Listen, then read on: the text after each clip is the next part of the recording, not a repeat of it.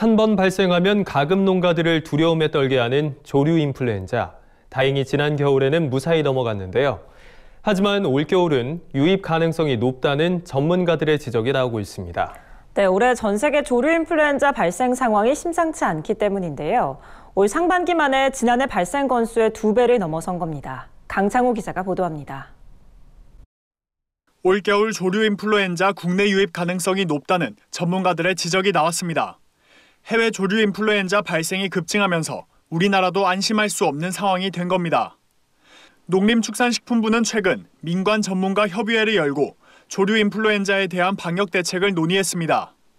이날 협의회에는 농식품부와 농림축산검역본부, 교수, 현장 수의사 등 조류 인플루엔자 관련 각계 전문가들이 참석했습니다.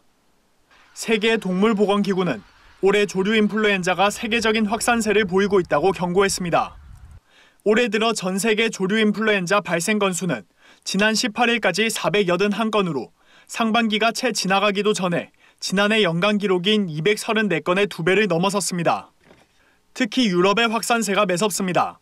18일 기준 유럽의 조류 인플루엔자 발생 건수는 330건에 달합니다. 지난해 같은 기간보다 33배 늘어난 수준입니다.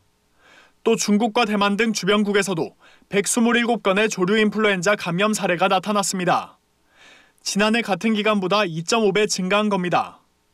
전문가들은 올해 조류 인플루엔자의 해외 발생 상황과 철새 이동 시기 등을 고려할 때 겨울철 조류 인플루엔자의 국내 유입 가능성이 높다고 강조했습니다. 그러며 철새와 축산 차량 등 농가 내로 조류 인플루엔자 바이러스를 옮길 수 있는 주요 매개체에 대한 철저한 방역 관리를 유지해야 한다고 주장했습니다.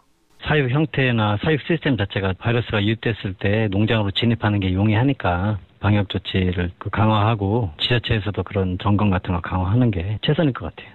한편 정부는 5월부터 겨울철 철새 도래 시기를 대비해 선제적 조류 인플루엔자 방역 대책을 추진 중에 있습니다. 전국 가금 농가를 대상으로 방역시설과 소독시설을 점검하고 확인된 미비점을 겨울 전 모두 보완한다는 방침입니다. 또 9월부터는 전국 철새 도래지에 축산 차량 출입 통제를 실시해 철새를 매개로 한 조류 인플루엔자 유입 차단 노력에 나설 계획입니다. 최근 해외에서 조류 인플루엔자 발생이 급증한 만큼 우리나라도 안심할 수 없는 상황으로 지난 5월에 마련한 올겨울에 대비한 방역 대책을 지속적으로 꼼꼼하게 추진할 계획입니다.